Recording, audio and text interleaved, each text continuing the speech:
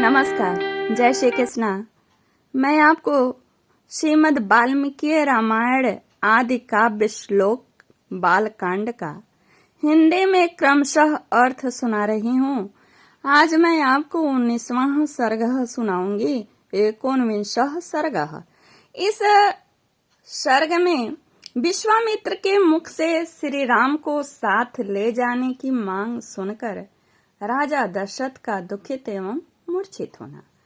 नृपश्रेष्ठ महाराज दशरथ का यह अद्भुत विस्तार से युक्त वचन सुनकर महातेजस्वी विश्वामित्र पुलकित हो उठे। इस प्रकार बोले, और उनके जो अद्भुत विस्तार वाले वचन थे वह 18वें सर्ग में है। सुनिएगा। राज सिंह, ये आपकी बातें आपके ही योग्य हैं।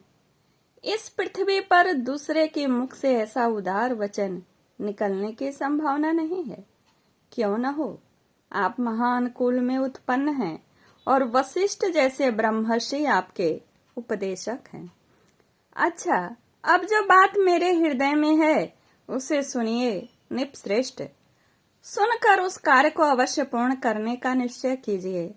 आपने मेरा कार्य सिद्ध करने की प्रतिज्ञा की है, इस प्रतिज्ञा को सत्य करके दिखाइए।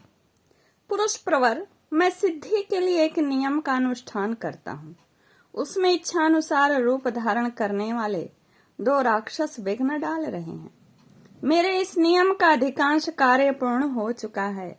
अब उसकी समाप्ति के समय वे 2 राक्षस आ धमके हैं।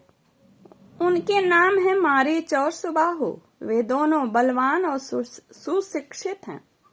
उन्होंने मेरी यज्ञ वेदी पर रक्त और मांस की वर्षा कर दी है। इस प्रकार उस समाप्त पर्याय नियम में विघ्न पड़ जाने के कारण मेरा परिश्रम व्यर्थ गया और मैं उत्साहहीन होकर उस स्थान से चला आया हूँ। पृथ्वीनाथ, उनके ऊपर आपने क्रोध का प्रयोग करें। अपने क्रोध का कहते हैं कि हे पृथ्वीनाथ, उनके ऊपर अपने क्रोध का प्रयोग करूं, उन्हें शाप दे दूं, ऐसा विचार मेरे मन में नहीं आता है, क्योंकि वह नियम ही ऐसा है जिसको आरंभ कर देने पर किसी को शाप नहीं दिया जा सकता है।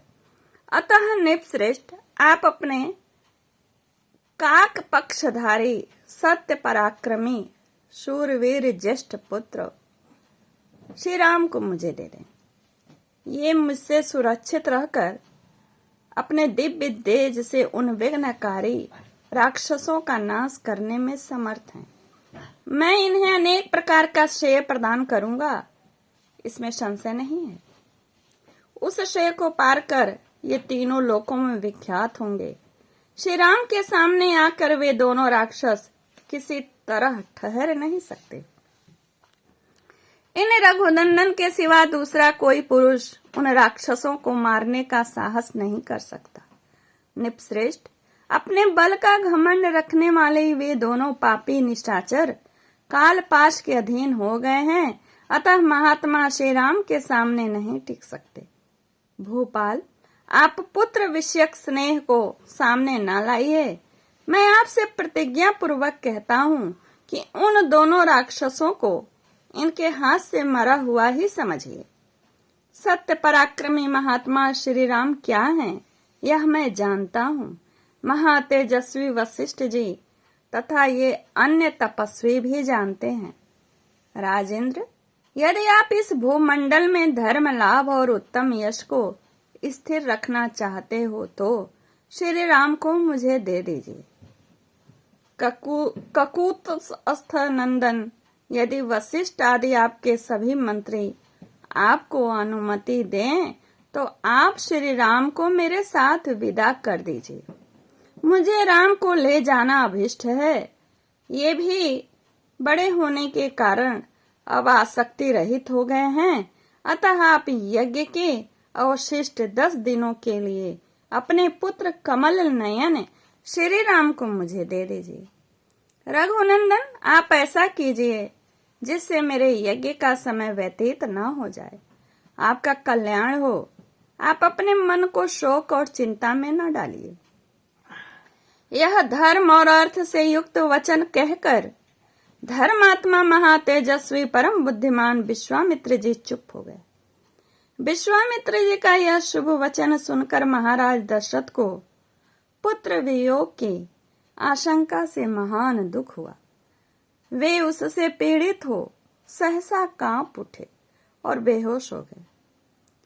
थोड़ी देर बाद जब उन्हें होश आया तब वे भयभीत हो विषाद करने लगे। विश्वामित्र मुनि का वचन राजा के हृदय और मन को विदीर्ण करने वाला था। उसे सुनकर उनके मन में बड़ी व्यथा हुई। वे महामनस्वी महाराज अपने आसन से विचलित हो मूर्छित हो गए। इस प्रकार से वाल्मीकि निर्मित आर्ष रामायण आदि काव्य के बालकांड में 19वां सर्ग पूर्ण होता है। आप सबको मेरा नमस्कार। जय श्री कृष्णा। पूरा देखिए, सुनिए, लाइक कमेंट शेयर करिए। श्री राम जैसे विश्वामित्र की रक्षा करेंगे वैसे ही हम सब की रक्षा करेंगे। नमस्कार।